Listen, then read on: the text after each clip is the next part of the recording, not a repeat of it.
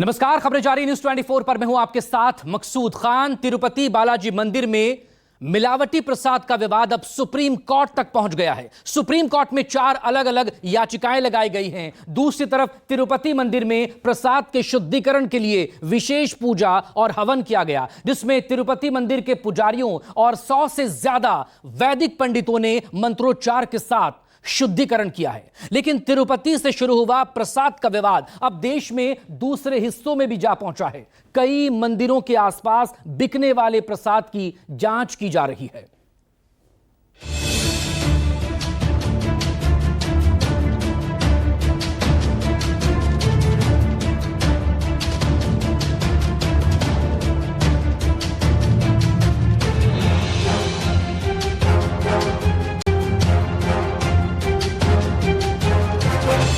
तिरुपति मंदिर प्रसाद में मिलावट का मामला बढ़ता जा रहा है। जिस रिपोर्ट के आधार पर प्रसाद में मिलावट के दावे किए गए, उस पर भी सवाल उठ रहे हैं और इसीलिए अब मंदिर में प्रसाद के शुद्धिकरण के लिए पूजा और हवन किया गया।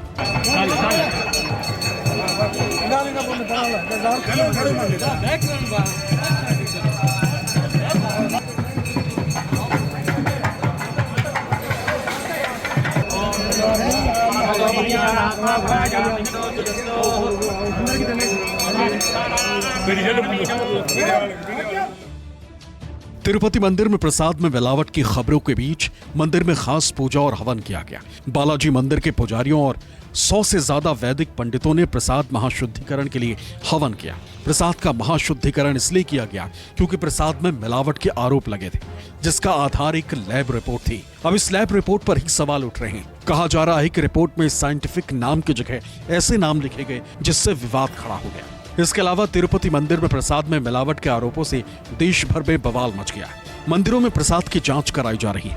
कई मंदिरों में घर से लाए प्रसाद को ही मंदिर में लाने संबंधी पर्चे चस्पा किए गए।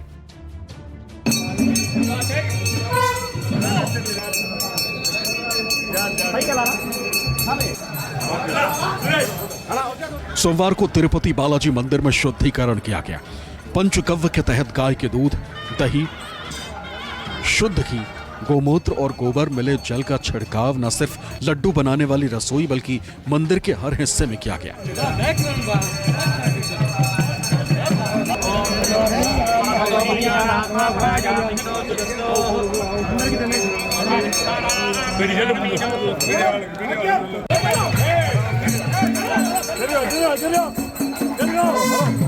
तिरुपति बालाजी मंदिर के शिखर पर पवित्र नदियों से लाए गए जल का छिड़काव भी किया गया। नादस्वरम, शंख और घंटियों की ध्वनि के साथ वैदिक मंत्रोच्चारण के जरिए सकारात्मक ऊर्जा लाने की पूरी कोशिश की गई। सुबह 6 बजे से लेकर 10 बजे तक महाशुद्धिकरण का यह पूरा कार्यक्रम हुआ और खास तौर पर जिस जगह पर लड्डू प्रसाद का निर्माण किया जाता है, वहां मंदिर की पवित्र अग्नि को ले जाकर उसके धुएं से पूरे स्थल को एक तरह से महाशुद्ध किया गया। सुबह करीब 4 घंटे तक शुद्धिकरण की प्रक्रिया चली। इसके बाद भक्तों ने पुजारी के साथ बाकायदा प्रायश्चित मंत्र भी पढ़े।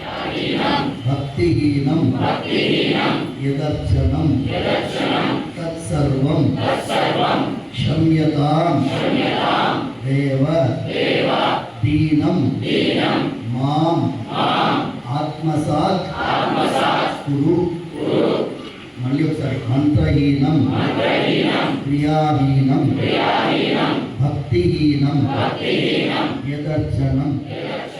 तिरुमला में जो महाशुद्धिकरण कार्यक्रम चल रही है, उधर इतने दिन से अज्ञानात अथवा ज्ञानात, जो ज्ञान में रहते हुए भी अज्ञान में रहते हुए भी मालूम हो के भी बिना मालूम हो के भी जो भी हमसे गलतियां हुई है उसके एक प्रायश्चित होम तो कर रहे हैं।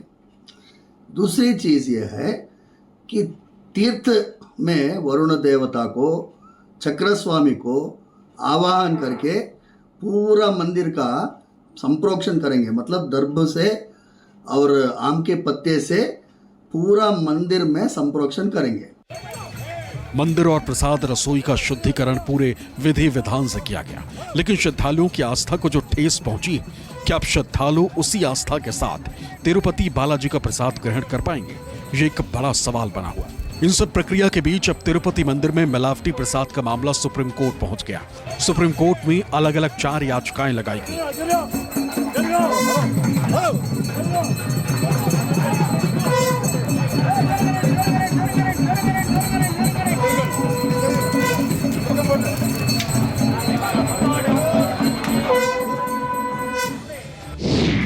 प्रसाद में मिलावट को लेकर एक याचिका बीजेपी नेता सुब्रमण्यम स्वामी ने लगाई। उन्होंने सीएम चंद्रबाबू नायडू के आरोपों की जांच की मांग की।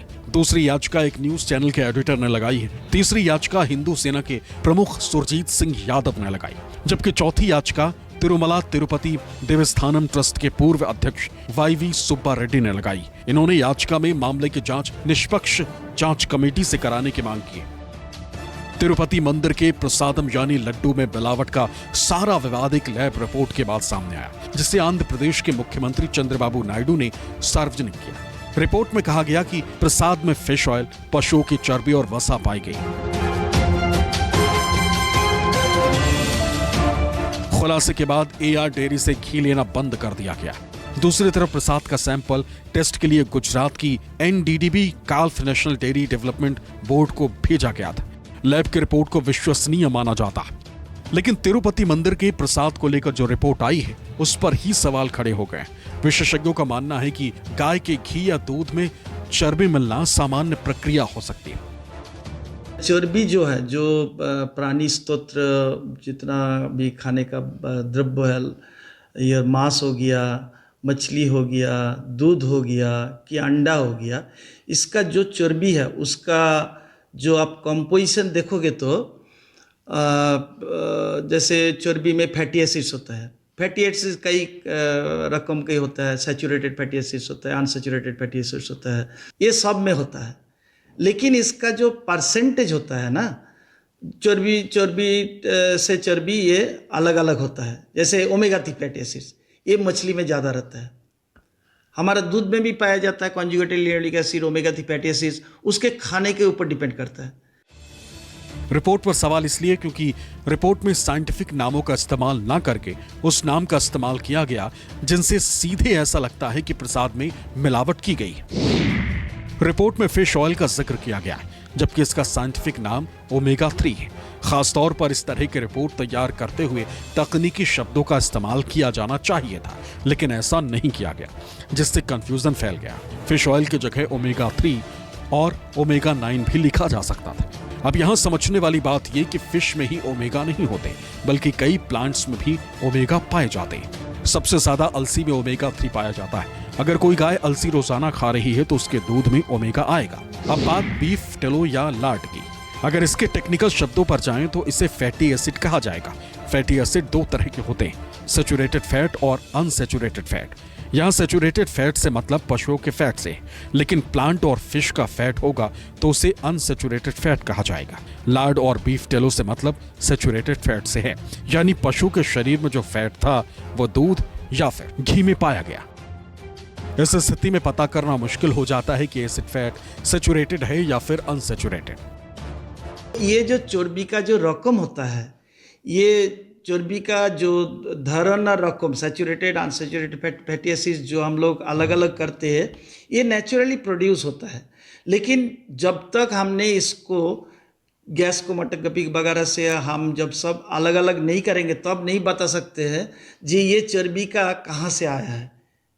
आप दूध का चर्बी में ले लोगे, सपोज कुछ मिला है आपका मछली का चर्बी का जो फैटी एसिड्स है, लेकिन आप ऐसे बता नहीं सकते हो। मतलब ये नेचुरली भी हो सकता है, ये मिलावट भी हो सकता है।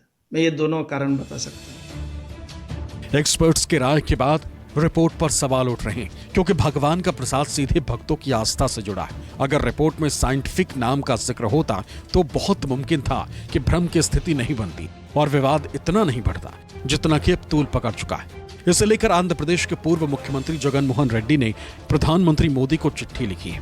पीएम मोदी को लिखे पत्र में कहा कि चंद्रबाबू नायडू एक आदतन झूठ बोलने वाले शख्स हैं। वो राजनीतिक उद्देश्यों के लिए करोड़ों लोगों की आस्था को ठेस पहुंचाने के लिए इतने नीचे गिर गए। ये जरूरी है कि झूठ फैलाने के उनके बेशर्म कृत्य के लिए नायडू को कड़ी से कड़ी फटकार लगाई जाए और सच्चाई को सामने लाया जाए। इससे नायडू द्वारा करोड़ों हिंदू भक्तों के मन में पैदा किए गए शक दूर होंगे और टीटीडी की पवित्रता में विश्वास बहाल होगा।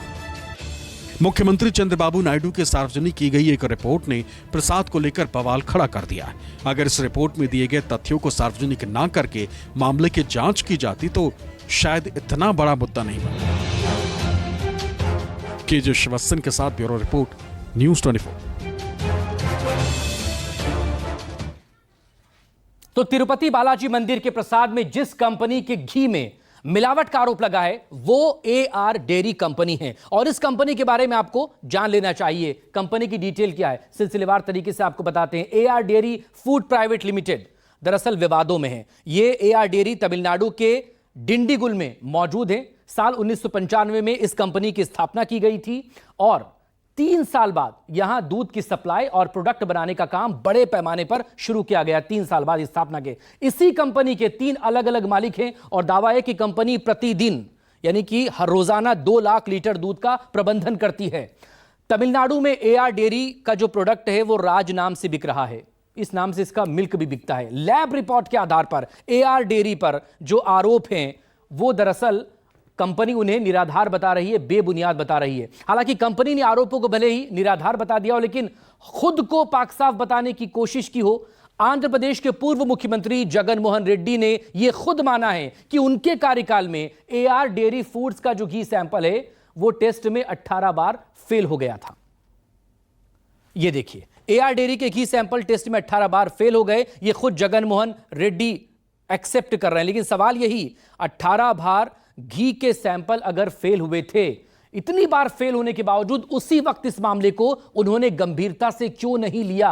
क्योंकि वो तो मुख्यमंत्री थे, तो इस मामले को गंभीरता से उन्हें लेना चाहिए था। अब इस सब के बीच सवाल यह कि तिरुपति बालाजी मंदिर के प्रसाद में मिलावट का मामला बढ़ रहा है, जिसका असर देश के दूसरे मंदिरों में दिखाई दे रहा है। लखनऊ के मनकामेश्वर मंदिर में पर्चे चस्पा कर दिए गए हैं, जिसमें श्रद्धालुओं से कहा गया कि मंदिर में घर से बना हुआ प्रसाद ही लेकर वो आए। की रिपोर्ट।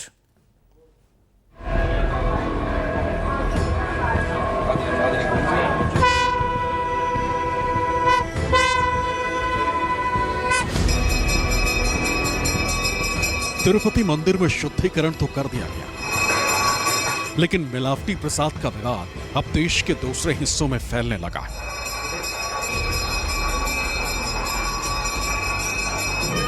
ये लखनऊ का मनकामेश्वर मंदिर है, जहां तिरुपति मंदिर में मिलावटी प्रसाद के विवाद का असर दिखने लगा। मंदिर परिसर में जगह जगह पर्चे चस्पा किए गए, जिन पर लिखा है कि श्रद्धालु घर से बना प्रसाद या फिर सूखे मेवे ही लेकर आए। तिरुपति लड्डू विवाद के बाद अब लखनऊ के प्रसिद्ध मनकामेश्वर मंदिर में भी बाहरी प्रसाद के चढ़ावे पर पूरी तरह से रोक लगा दी गई है। मंदिर प्रशासन की तरफ से यह निर्देश जारी किया गया है कि अब घर पे बना हुआ प्रसाद और सूखे मेवे ही मनकामेश्वर मंदिर में चढ़ाए जाएंगे। इसके अलावा बाहर से बना हुआ कोई भी प्रसाद फिलहाल शिव जी को अर्पित नहीं किया जाएगा। सबसे पहले मैं आपको ये जो मंदिर है इसकी तस्वीर दिखा देता हूँ। ये मनकामेश्वर मंदिर लखनऊ का बेहद प्रसिद्ध और प्राचीन मंदिर है और आप देख पा रहे होंगे कि अभी भी यहाँ पर जो श्रद्धालु हैं उनके आने जाने का सिलसिला लगातार जारी है।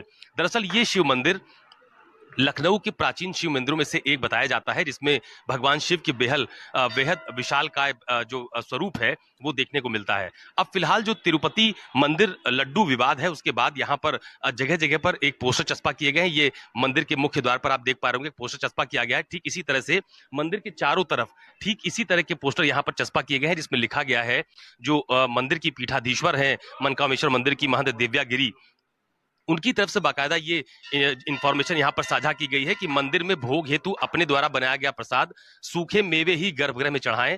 बाजार से लाए गए प्रसाद तिरुपति बालाजी आंध्र की घटना के कारण प्रतिबंधित किया जा रहा है। तो ये एक पोस्टर फिलहाल लखनऊ के इस जो प्राचीन शिव मंदिर है यहाँ पर लगाया गया है। मनकामेश्वर मंदिर प्रशासन ने बाहर से प्रसाद न लाने की वजह तिरुपति मंदिर में प्रसाद विवाद की घटना को बताया।